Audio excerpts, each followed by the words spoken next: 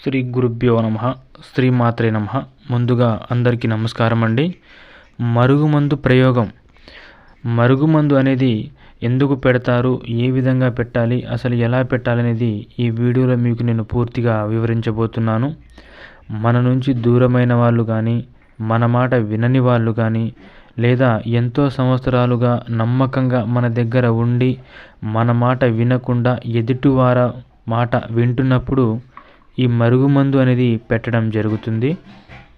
అయితే ఈ మరుగుమందు టీ లేదా కాఫీ, జ్యూసు, కోడిగుడ్డు కర్రీ కానీ, చికెన్, మటన్ ఇట్లా మనం రోజువారీ వాడే కూరగాయల్లో కూడా ఈ మరుగుమందు అనేది పెట్టడం జరుగుతుంది.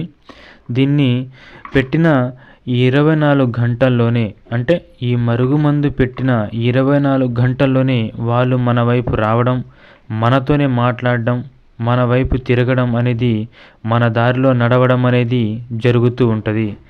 మీకు ఎలాంటి సమస్య ఉన్నా సరే స్క్రీన్ మీద కనిపిస్తున్న గురువుగారి ఫోన్